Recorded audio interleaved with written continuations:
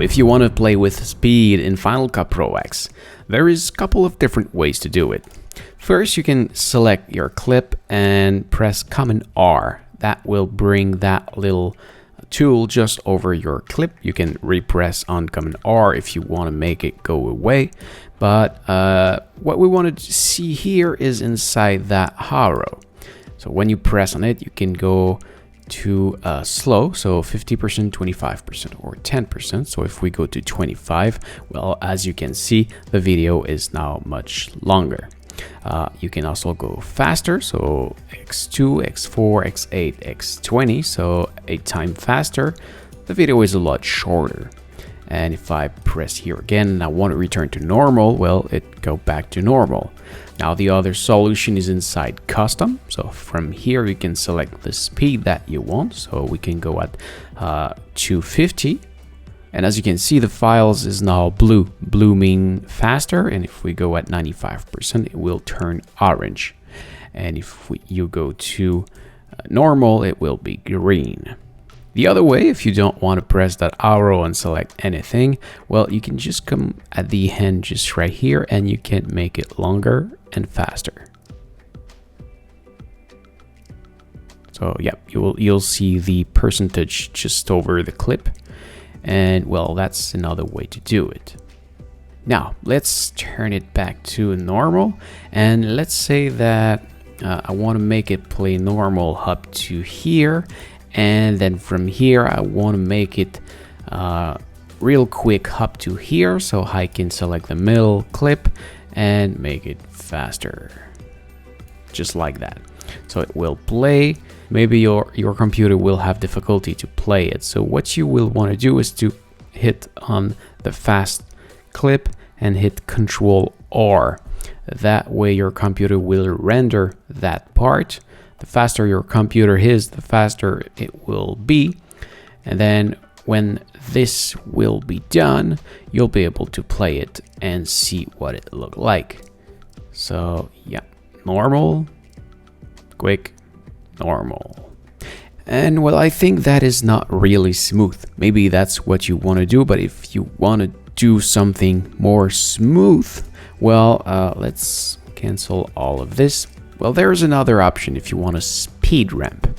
So let's say we want to play it normal up to here, and then we want to accelerate it. So we're gonna hit Shift B, and then we're gonna go at the end position, so another Shift B, and that part can be faster or slower.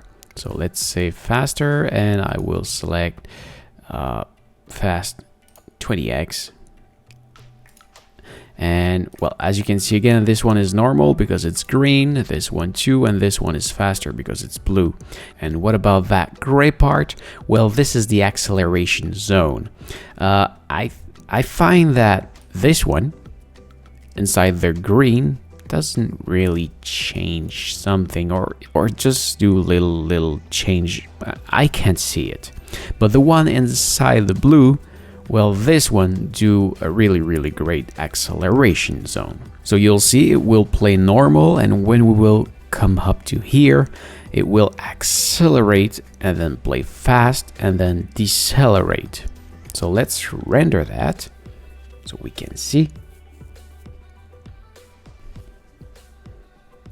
And let's play that. So normal, and then accelerate very fast, and then decelerate. See, it was a lot more smoother. Now, before I let you go, I want to see something with you. If we decelerate that video, so we go at slow 25, as you can see, there is some drop frame.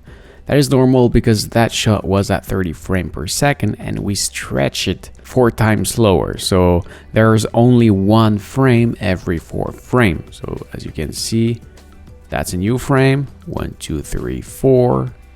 1, 2, 3, 4. 1, 2, 3, 4. So there's only a change every 4 frame. In that case, there is 2 options. You can come here on video quality and up to frame blending. That will create a very fast render, but sometimes the result is not really great. Let's play that. So yeah, you see it's not perfect, and you can see, well, the frame blending. And as you can see, look at the bird. So that's a regular frame, and then it create a second bird, and then it move the white of the bird to the other. So yeah, that's simply what it's create. It's blending frames. The other option you have is the optical flow. This one is more intelligent, and yes, of course, if you want to play it, you will want to render that video if you want to play it, because this one is more intelligent, and it will kind of create, it will create image in between. So yeah, as you can see, it's more fluid. So if we take a closer look at that, well, you can see that the movement on the water is more fluid. And if you look at the bird, well, it's almost the same as the other frame blending options. But still, I think it's better. But you should try both of them. Sometime one works better than the other. Well, finally, the other solution you have is to film your video at a higher frame rate, like 60 frames per second or 120. So this is it. Thank you for watching. I hope it helps. If yes, please make a thumbs up. If you have any question, please ask in the comment below. I may simply answer you, or even maybe make a video just for you. So don't forget to subscribe, and what you do see back there, it's from my main channel, so please come take a look at this right there. Thank you for watching again. See ya!